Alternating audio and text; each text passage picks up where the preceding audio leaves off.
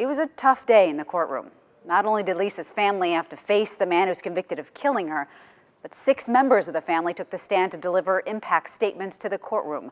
And after 37 years of waiting for justice, Lathan Griffin will likely only serve a handful of years behind bars. I spoke with Lisa's son, Jeremy, who was just 5 years old when his mother was murdered, and her sister, Susan. They call this a gross injustice for what happened to their loved one and tell me what they plan to do about it. I miss you, Lisa, and I'm sorry that you got the injustice that you're getting today. If it was up to me, it'd be a life for life. Speaking directly to Lou Archie Griffin, the Holstead family spoke their piece. You're a coward. You're a coward. And I just don't think it's right they get to serve such little time for a horrendous crime. I'm done. In this courtroom, the Holstead family found closure, but not justice. I do have some closure. I'm happy that the court process is done. And we have a name and a face for the person who murdered my mother. For us being in 2023 and have to bounce back to 1986 laws where he's only going to get 10 years, it's revolting. It's disgusting. 67-year-old Griffin was sentenced for homicide by reckless conduct. Under the United States Constitution, a person has the right to be tried and sentenced in accordance to the laws at the time they committed the offense.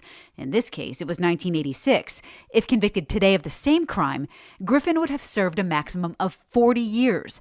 But because her case was pleaded down before it went to trial to the lesser charge, Griffin's maximum in jail is only 10 years. If he wanted to have 1986 sentencing, he should have turned himself in 1986.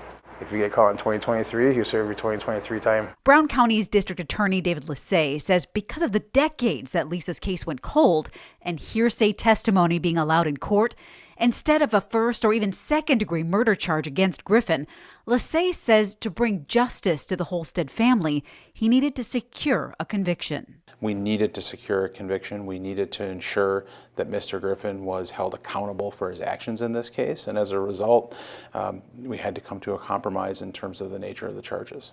The DA calls it a compromised outcome. At the end of the day, there is accountability. We know who killed Lisa. That person has taken responsibility legally for her actions. He's sentenced for having killed her, and he's labeled a murderer. Lisa's family calls it injustice. His sentencing is done already, so nothing's going to change that. It's for other families that, we're not the only cold case that was out there. 37 years after her death, Lisa's family continues to honor her memory and will continue to fight for justice in other cold cases.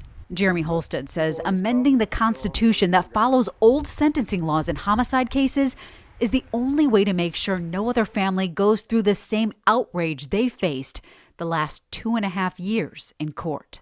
I know a law is a law, but laws change all the time. I'll fight until as long as I can to get that changed. And I know Jeremy will too. The Holstead family tells me they know this will be a long process to try to get the constitutional law amended so other cold cases don't have to follow those old sentencing laws. But it's been 13,377 days since Lisa's death, and they'll just keep on counting.